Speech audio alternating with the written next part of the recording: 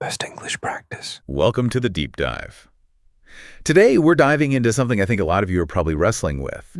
How to learn English so it feels, well, less like a massive chore. Yeah. More like just a natural part of your day. We're calling it effortless learning.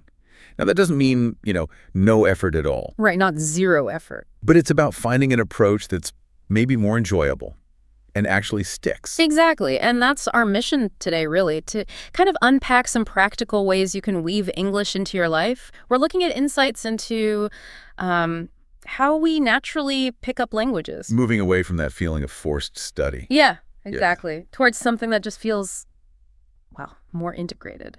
Okay, so this idea of effortless learning, let's dig into that. What does it actually look like? What are we talking about day to day? Well, interestingly, it's less about scheduling these intense hour-long study sessions. Okay. It's more about cultivating this consistent, hopefully enjoyable engagement with English. Finding a rhythm that works for you, that fits into your actual life. Right. And that leads to understanding that lasts. Think about those traditional methods, maybe flashcards or grammar drills, that can sometimes feel, let's be honest, a bit tedious. Uh-huh. Boring even. Yeah, this is about finding the opposite. Finding things you actually look forward to that become, well, habits. So if we want this more natural, integrated way, where do we even start? What's step one? Well, a really key thing, if you look at how we learn languages right from the beginning. Like babies. Exactly, like babies.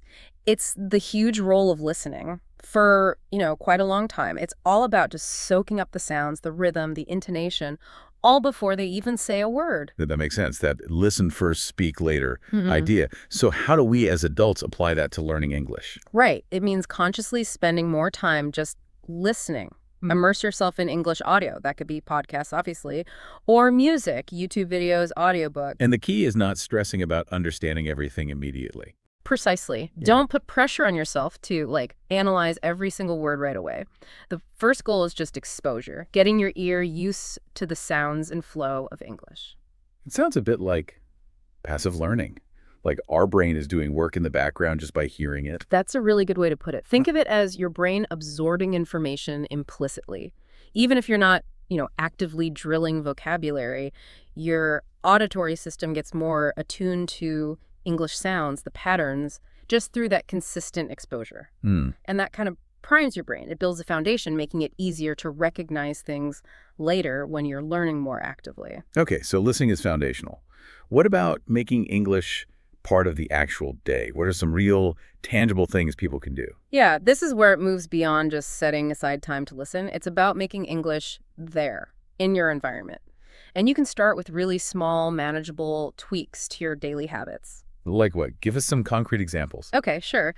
Something really simple is changing the language setting on your phone or your social media apps. Switch them to English. If you watch shows or movies, try using English subtitles, even if the audio is in your native language first. Okay. Or you could even, stick little labels on things around your house. The fridge, the window, the kettle, whatever. That's really practical. It's like constantly bumping into the language, but in a really low-pressure way. Yeah. What does that constant exposure actually do for us? Well, what's interesting is how that regular sort of non-demanding interaction helps your brain just get comfortable with English. It starts to feel less foreign and more like just another part of your everyday world. It keeps your brain kind of toggled into English mode more often, naturally. Okay, that makes sense. Now, another strategy you mentioned was learning in chunks. What's that about? Why is that helpful? Yes, chunks. This is super valuable. So instead of laser focusing on memorizing single words, like just kidding, or mean, or coffee, the idea is to learn whole phrases, these chunks of language that native speakers often use together. Okay, so what are some examples of these chunks? Well, think about really common everyday expressions like, I'm just kidding, or asking, what do you mean? Or, ordering something, can I have a coffee, please? These are like little pre-made units. Got it. So instead of building the sentence piece by piece, Exactly. you're grabbing these ready-to-go phrases. How does that help you speak more fluently? Well, our brains love patterns, right? We're wired to process them. Learning in chunks taps into that. It lets you kind of skip the slow process of finding each word individually and trying to stitch it together grammatically. Right, avoiding that mental calculation mid-sentence. Yeah. You access these pre-assembled units, so your speech naturally sounds smoother, more fluent, because you're not translating word for word, or getting stuck on, which verb tense do I need here? Hmm. I think the material even had a little mini dialogue example for this, didn't it? About coffee. Yes, it did. That was a great illustration. Just something simple like, "Hey, Maya, want to grab a coffee later?" And the reply, "Sure, I'm free after 3. Just text me." It's just full of these natural little building blocks, efficient, fluid communication. Okay, so we're listening more, we're integrating English into our day, we're learning these useful chunks. What else helps make learning feel more effortless? Repetition, Yeah. definitely. But specifically, repetition coupled with enjoyment. Think about maybe a movie you absolutely love and you've seen tons of times, Yeah. or a song you play on repeat, or even a podcast episode maybe that you found really interesting. So going back to stuff we already like, why is that so good? Well, precisely because you enjoy it, repeating it doesn't feel like a chore. It doesn't feel like homework. Right. It becomes this kind of subconscious reinforcement. It builds familiarity, fluency, and each time you listen or watch, you probably pick up something new, a word you didn't catch before, a nuance in meaning. And it happens in a really relaxed way. The source has also mentioned something called shadowing. That sounds a bit more active. How does that fit in? Shadowing is interesting. It's quite an engaging technique, actually. You listen to someone speaking English, Mm-hmm. and you try to repeat what they're saying almost at the exact same time. You're mimicking their pronunciation, their rhythm, their intonation, like being their echo or their shadow. Okay. It's a really fun way to train your listening active. The focus is more on imitation, so it can feel less like study and maybe more like, I don't know, a performance or a game. That sounds like it could really help you get the feel of spoken English, the rhythm and music of it. Mm-hmm. Okay, but what about mistakes? That's a huge barrier for so many people, that fear. Right. How does that fit into this effortless idea? Ah, that's such a crucial point. That anxiety, the fear of messing up, it can seriously hold you back. Yeah, It definitely. makes you hesitate, maybe avoid speaking altogether, and that just slows down the whole natural learning process. The absolute key here is to change how you think about mistakes. So not seeing them as failures. Exactly. See them as just a normal, inherent, even valuable part of learning any language. Everybody makes mistakes. Even native speakers trip over their words sometimes. Sure. The important thing is not letting that fear of being imperfect stop you from actually using the language. Just relax. Accept that errors will happen. They're learning opportunities. When you're less stressed about getting everything perfect, your brain actually works better. The language starts to flow more naturally and, yeah, more effortlessly. This has been really illuminating, lots of practical stuff.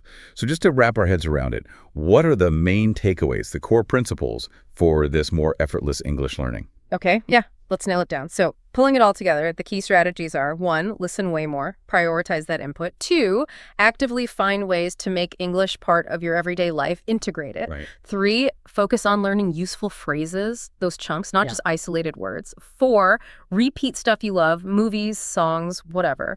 Leverage that enjoyment. And maybe the biggest one, 5, change your relationship with mistakes. Don't fear them. See them as part of the journey. Enjoy the process itself. So the idea is if you consistently do these kinds of things, English shifts from being this subject you have to study Yeah. to more of a practical skill that you just kind of grow into, make your own. Precisely that. It's about building a comfortable, familiar relationship with the language instead of constantly battling it as something alien. This has been a fantastic deep dive. Really practical insights into learning English in a way that feels, well, more natural and maybe even fun. And what's great is when you focus on integration and enjoyment, the effort you do put in feels different. It's less stressful, more organic. It just becomes a rewarding part of your day. So for you listening, as you think about applying this, maybe ask yourself this. What's just one thing you already do every day? Could be tiny, that you could switch to English.